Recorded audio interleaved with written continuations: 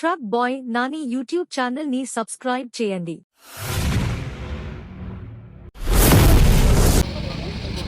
మనమైతే రామ్కోర్ విశాఖపట్నంలో గేట్ అడ్డంగా పెట్టేసినాము. ఇలా అయితే కొంచెం కూడా రెస్పాన్సిబిలిటీ లేదు.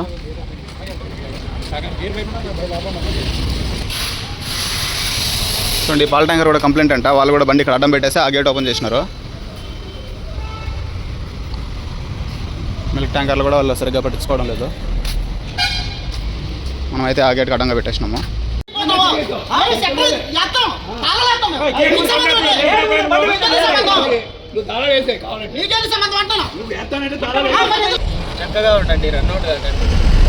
యువరాజ్ సింగ్ డైలాగా, యువరాజ్ సింగ్ ఎవరు చూడండి, మన ఎంఎన్వి బండకైతే మీసాలు అయితే ఫిట్ చేపిస్తున్నాడు.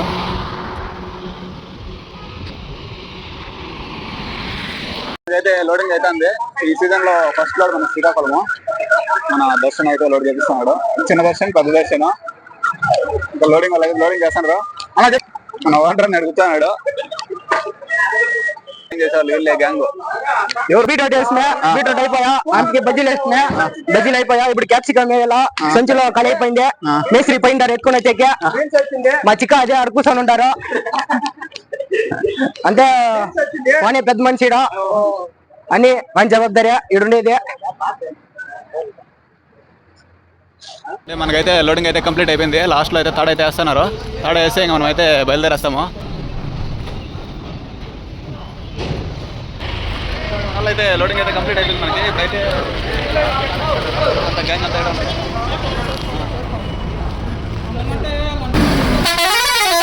చూడండి, బొలరోకి అయితే ఓల్వో హార్న్ అయితే పెట్టించినాడు, ఎయిర్ హార్న్. దానికైతే సపరేట్ ట్యాంక్ పెట్టించి దానికి పంచర్ షాప్లో ఎయిర్ అయితే ఫిల్ చేసుకోవాలా.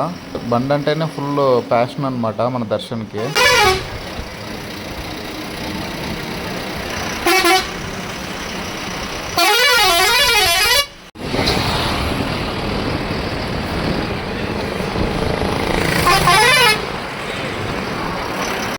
తట్టి పడుతున్నారు డీజిల్. ఫుల్ ట్యాంక్ అయితే 14,600 పట్టింగా 14,650 రూపాయలు అయితే పట్టింది ఈ బండికి. 164 లీటర్లు. నేనే ఓనర్ ఉండకు. మనకైతే ఆ బండితో పోటీ పడుతున్నాము. ఆ బండి 14,650 పట్టింది. ఇది కూడా 14,700.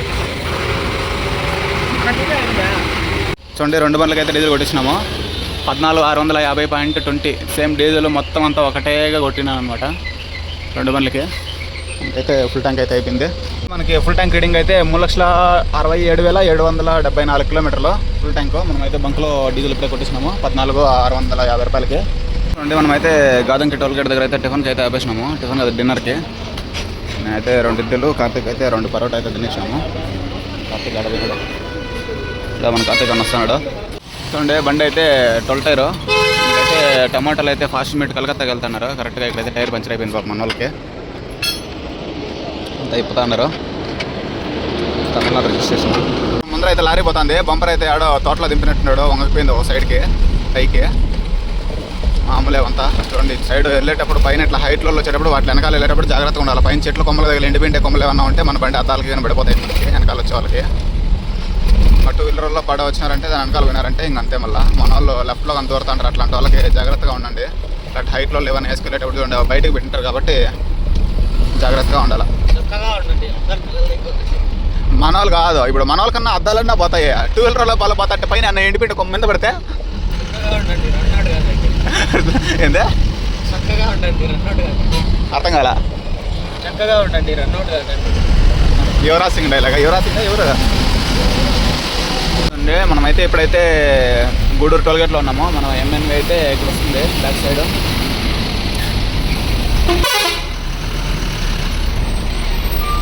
మొత్తం అయితే కూరగాయల బండ్లు ముందులో అయితే 2 బండ్లు పోతున్నాయి. అంటే మనమైతే నెల్లూరు దగ్గర అయితే వెళ్తున్నాము. నెల్లూరు బైపాస్ ఇంక ఎక్కుతాము. మనకైతే ముందర వెళ్ళే లారీ అయితే కనిపిస్తుంది కదా, అది మనకి గాదంకి టోల్గేట్లో అయితే పంచర్ అయిపోయి టైర్ అయితే మార్చుకుంటున్నారు అన్నోళ్ళు. తమిళనాడు రిజిస్ట్రేషన్ బండి. కలకత్తాకి అయితే క్యాబేజ్ టైమింగ్ కూడా అయితే వెళ్తుంది. చూడండి, మనమైతే ఇంత ఫాస్ట్గా వస్తా అంటే కూడా అన్నోళ్ళు టైర్లు పంచర్ అయిన టైర్ని మార్చుకొని స్టెప్ని వేసుకొని మళ్ళీ మనకి నెల్లూరు దగ్గరికి అయితే వచ్చేసినారు. చూడండి, ఎక్స్పీరియన్స్ అయితే మామూలుగా ఉండదు మన లారీ వాళ్ళతో. కూరగాయలు తోలాలంటే ఇంక మామూలుగా చెప్పాల్సిన అవసరమే లేదు. చూడండి ఎట్లా కొడుతున్నాడు. ఇప్పుడైతే క్లియర్గా అయితే కనిపిస్తుంది మనకైతే. అక్కడ పంచర్ అయిన బండి ఇదే. చూడండి ఇప్పుడు కూడా ఇక్కడ అప్ అయితే ఎక్కుతుంది కాబట్టి అంత మాత్రం మనకైతే దొరికింది బండి. 12 టైర్ కాబట్టి వాళ్ళకి గుంతలు అలాంటి అప్ అండ్ డౌన్లు అంతా అయితే ఏకన్నా ఉంటుంది. దానివల్ల ఏమంటే వీళ్ళు ఫాస్ట్గా వెళ్ళిపోతూ ఉంటారు. అంటే మనం పొద్దున్న అయితే గుంటూరు బైపాస్లో అయితే వెళ్తున్నాము.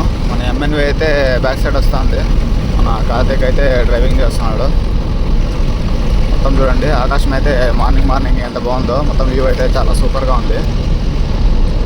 మొత్తం ఇటు సైడ్ అంతా మిర్చి గోడౌన్లు పత్తి గోడౌన్లే ఉంటాయి.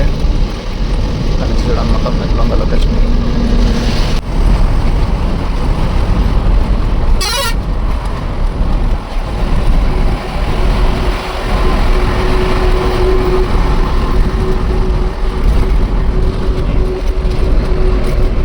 చూడండి మనం అయితే కృష్ణారావు బ్రిడ్జ్ మీద అయితే వెళ్తున్నాము. చూడండి వాటర్ వెళ్తున్నారు.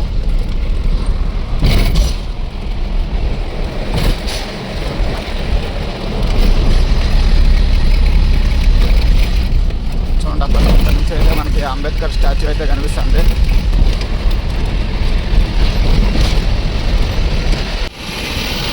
టోల్గేట్లో అయితే మరి పాస్ అయిపోయింది. అదేమో లేట్గా లేచింది గేటు.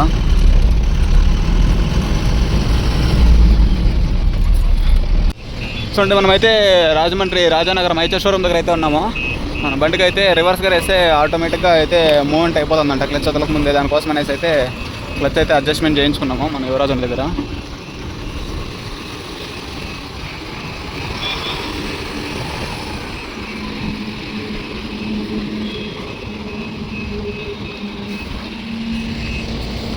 ఆంధ్రలోనే పెద్ద షోరూమ్ ఇది.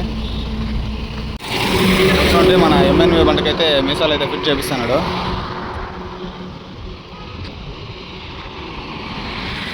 ఊరెళ్ళిపోతా మామా ఊరెళ్ళిపోతా మామా ఎర్ర బస్సెక్కి మళ్ళీ తిరిగెళ్ళిపోతా మామా.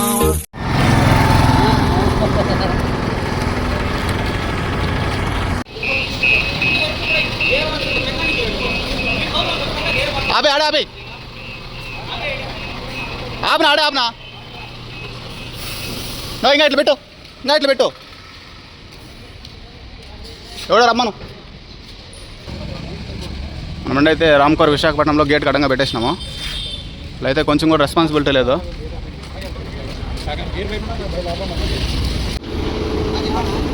మనదైతే ఇక్కడైతే షోరూమ్ దగ్గర అయితే ఉన్నాము. మన పుంగనూరు బండి కూడా ఒకటి కంప్లైంట్ ఉంటే దానికోసం అయితే వాళ్ళే డ్యామేజ్ చేసి వాళ్ళే అన్నిటికీ పైపులు కూడా బిల్లు వేసినారంట.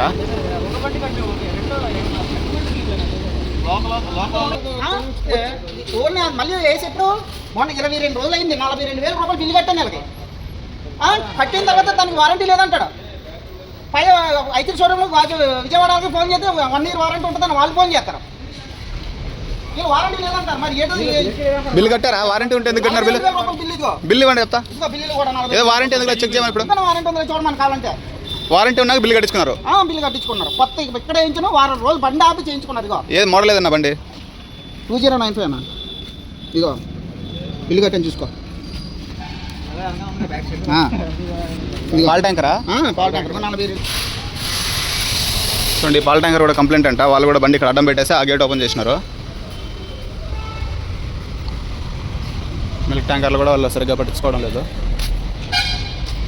మనమైతే ఆ గేట్కి అడ్డంగా పెట్టేసినాము.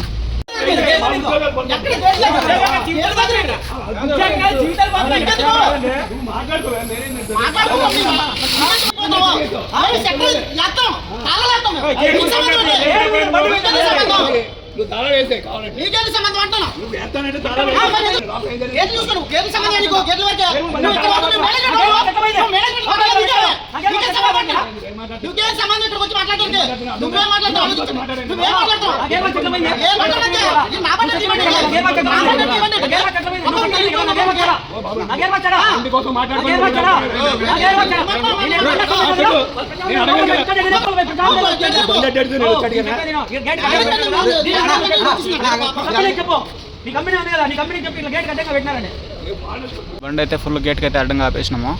వాళ్ళంతా వాళ్ళు పనులు చేసుకుంటాను. లోపల ఉండే వాళ్ళంతా లోపల కూర్చొని ఉన్నారు. మధ్యలో మనం అయితే కస్టమర్లుగా ఉండి మనమైతే రెస్పాన్సిబిలిటీ ఏం లేదు.